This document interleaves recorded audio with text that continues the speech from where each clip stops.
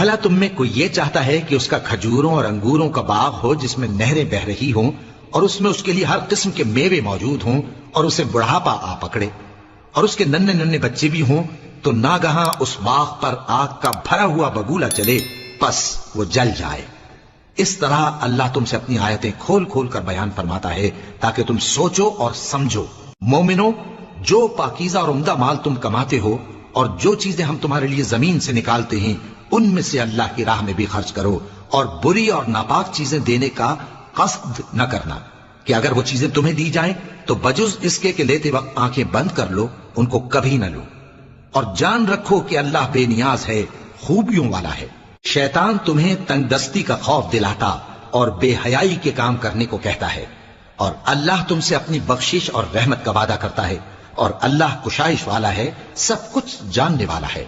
وہ جس کو چاہتا ہے دانائی بخشتا ہے، اور جس کو دانائی ملی بے شک اس کو بڑی نعمت ملی۔ اور نصیحت تو وہی لوگ قبول کرتے ہیں جو عقل مند ہیں، اور تم اللہ کی راہ میں جس طرح کا خرچ کرو یا کوئی نظر مانو اللہ اس کو جانتا ہے، اور ظالموں کا کوئی مددگار نہ ہوگا۔ اگر تم خیرات ظاہر کر کے دو تو وہ بھی خوب ہے، اور اگر پوشیدہ دو اور دو بھی ضرورت مندوں کو تو یہ تمہارے لیے بہتر ہے، اور اس طرح کا دینا تمہارے گناہوں کو بھی دور کرے گا، اور اللہ کو تمہارے سب کاموں کی خبر ہے۔ اے نبی صلی اللہ علیہ وآلہ وسلم، تم ان لوگوں کی ہدایت کے ذمہ دار نہیں ہو، بلکہ اللہ ہی جس کو چاہتا ہے ہدایت بخشتا ہے۔ اور مومنو، تم جو مال خرچ کرو گے تو اس کا فائدہ تمہیں کو ہے، اور تم تو جو خرچ کرو گے اللہ کی خوشنودی کے لیے کرو گے، اور جو مال تم خرچ کرو گے وہ تمہیں پورا پورا دے دیا جائے گا اور تمہارا کچھ نقصان نہیں کیا جائے گا۔ اور ہاں، تم جو خرچ کرو گے تو ان حاجت مندوں کے لیے جو اللہ کی راہ میں رکے بیٹھے ہیں اور ملک میں کسی طرف جانے کی طاقت نہیں رکھتے اور مانگنے سے آر رکھتے ہیں، یہاں تک کہ نہ مانگنے کی وجہ سے ناواقف شخص ان کو تونگر خیال کرتا ہے، اور تم قیافے سے ان کو صاف پہچان لو کہ حاجت مند ہیں اور شرم کے سبب لوگوں سے منہ پھوڑ کر اور لپٹ کر نہیں مانگ سکتے۔ اور تم جو مال خرچ کرو گے کچھ شک نہیں کہ اللہ اس کو جانتا ہے۔ اللہ سود کو نابود یعنی بے برکت کرتا اور خیرات کی برکت کو بڑھاتا ہے، اور اللہ کسی ناشکر گناہگار کو دوست نہیں رکھتا۔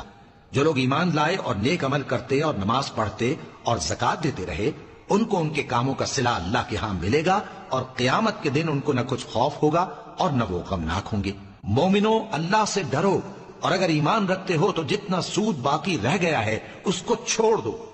پھر اگر ایسا نہ کرو گے تو تم اللہ اور اس کے رسول کی طرف سے اعلان جنگ سن لو، اور اگر توبہ کر لو گے اور سود چھوڑ دو گے تو تم کو اپنی اصل رقم لینے کا حق ہے، جس میں نہ اوروں کا نقصان اور نہ تمہارا نقصان۔ اور اگر قرض لینے والا تنگ دست ہو تو اسے کشائش کے حاصل ہونے تک مہلت دو، اور اگر زر قرض بخش دو تو وہ تمہارے لیے زیادہ اچھا ہے، بشرطے کہ سمجھو۔ اور اس دن سے ڈرو جبکہ تم اللہ کے حضور میں لوٹ کر جاؤ گے، اور ہر شخص اپنے اعمال کا پورا پورا بدلہ پائے گا اور کسی کو کچھ نقصان نہ ہوگا۔ مومنو، جب تم آپس میں کسی میعاد معین کے لیے قرض کا معاملہ کرنے لگو تو اس کو لکھ لیا کرو، اور لکھنے والا تم میں کسی کا نقصان نہ کرے بلکہ انصاف سے لکھے۔ نیز لکھنے والا جیسا اللہ نے اسے سکھایا ہے لکھنے سے انکار بھی نہ کرے اور دستاویز لکھ دے، اور جو شخص قرض لے وہی دستاویز کا مضمون بول کر لکھوائے، اور اللہ سے کہ اس کا مالک ہے خوف کرے، اور زر قرض میں سے کچھ کم نہ لکھوائے۔ اور اگر قرض لینے والا کم عقل یا ضعیف ہو یا مضمون لکھوانے کی قابلیت نہ رکھتا ہو تو جو اس کا ولی ہو وہ انصاف کے ساتھ مضمون لکھوائے، اور اپنے میں سے 2 مردوں کو ایسے معاملے کے گواہ کر لیا کرو، اور اگر 2 مرد نہ ہوں تو 1 مرد اور 2 عورتیں جن کو تم گواہ پسند کرو کافی ہیں، کہ اگر ان میں سے ایک بھول جائے گی تو دوسری اسے یاد دلا دے گی، اور جب گواہ گواہی کے لیے طلب کیے جائیں تو انکار نہ کریں۔ اور قرض تھوڑا ہو یا بہت اس کی دستاویز کے لکھنے لکھانے میں سستی نہ کرنا،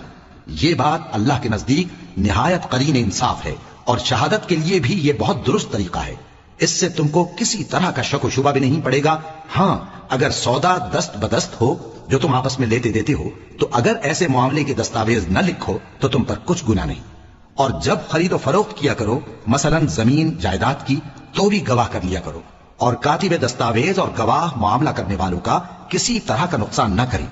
اگر تم لوگ ایسا کرو تو یہ تمہارے لیے گناہ کی بات ہے، اور اللہ سے ڈرو اور دیکھو کہ وہ تم کو کیسی مفید باتیں سکھاتا ہے، اور اللہ ہر چیز سے واقف ہے۔ اگر تم سفر پر ہو اور دستاویز لکھنے والا نہ مل سکے تو کوئی چیز رہن با قبضہ رکھ کر قرض لے لو، اور اگر تم میں سے کوئی دوسرے کو امین سمجھے یعنی رہن کے بغیر قرض دے دے تو امانت دار کو چاہیے کہ صاحب امانت کی امانت ادا کر دے، اور اللہ سے جو اس کا پروردگار ہے ڈرے، اور دیکھنا شہادت کو مت چھپانا،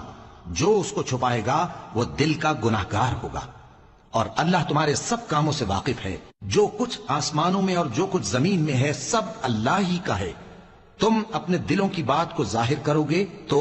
اور چھپاؤ گے تو اللہ تم سے اس کا حساب لے گا، پھر وہ جسے چاہے مغفرت کرے اور جسے چاہے عذاب دے، اور اللہ ہر چیز پر قادر ہے۔ رسول اللہ صلی اللہ علیہ وآلہ وسلم اس کتاب پر جو ان کے پروردگار کی طرف سے ان پر نازل ہوئی ایمان رکھتے ہیں، اور مومن بھی سب اللہ پر اور اس کے فرشتوں پر اور اس کی کتابوں پر اور اس کے پیغمبروں پر ایمان رکھتے ہیں، اور کہتے ہیں کہ ہم اس کے پیغمبروں سے کسی میں کچھ فرق نہیں کرتے، اور وہ اللہ سے عرض کرتے ہیں کہ ہم نے تیرا حکم سنا اور قبول کیا، اے پروردگار ہم تیری بخشش مانگتے ہیں اور تیری ہی طرف لوٹ کر جانا ہے۔